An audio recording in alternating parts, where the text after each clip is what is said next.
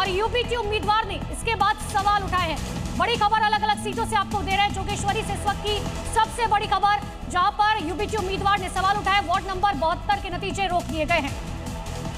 तो क्या अब कुछ श्रीवास्तव सर, जो बात वोटिंग वाले दिन से ही कही जा रही थी सियाही को लेकर के, और हमने सुबह भी देखा कि बयान सामने आ रहे हैं, एक्सपर्ट पोस्ट सामने आ रहे हैं, ये तो गड़बड़ी वाला चुनाव है। कुछ लोग तो ये भी कह रहे हैं कि ये तो होना तय था, तो पहले से पता था कि यही नतीजे आएंगे।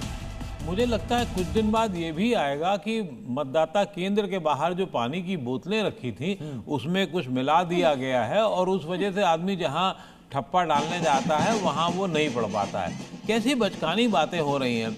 जिस स्याही का इस्तेमाल अगर आंकड़ों में नहीं, ठेके मतलब उसकी सप्लाई में, बाकी में 2011, 12, 13 से हो रहा हो, वो आप कैसे कह सकते हो? और कैसे बहुत हल्के किस्म के जवाब। आप ईवीएम तक थे, चलो समझ में आ गया।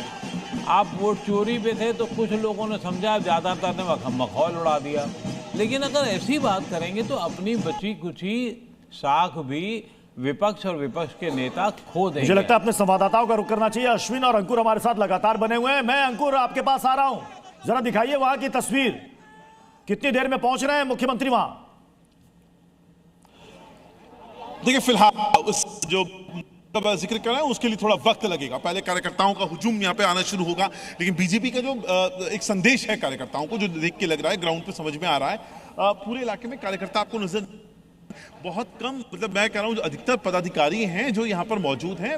कार्यकर्ता फिलहाल अभी नहीं आया है, और जो पदाधिकारी हैं, जो ऑफिस बियरर्स हैं, उनका भी काम जो है आने वाले जो 3-4 घंटे के बाद, अगर यहाँ पे किसी तरह का कुछ ओकेजन होता है तो उसको लेकर तैयारियों को पूर्ण तरीके से करना है। तो इसीलिए अब आपको मैं एक बार कैमरामैन से कहूँगा पूरा घुमा के दिखाएंगे, लेकिन क्योंकि नज़ारा इन्होंने पूरा भगवा रंग से रंग दिया गया है। चारों तरफ का जो कॉर्डन ऑफ किया गया है, जो मीडिया एनक्लोजर्स भी बनाए गए हैं, उसको पूरी तरीके से भगवा रंग से, पर्दे से रंग दिया। बिल्कुल बिल्कुल आपके पास आएंगे अंकुर। इस बीच एक बड़ी खबर जल्दी से दर्शकों को बता देते हैं। रुझानों में बीजेपी प्लस को बहुमत मिल गया है।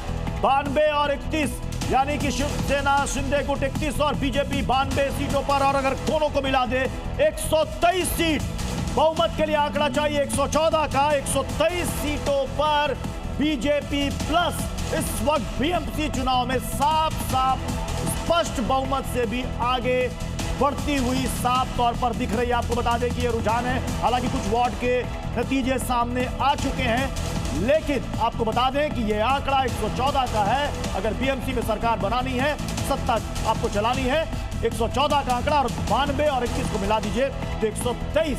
अब देखना है कि क्या यूपीटी गुट, जो कि इस वक्त 58 पर 9 पर कांग्रेस ने अलग चुनाव लड़ा, 13 पोस्ट पोलायन भी हो सकता है।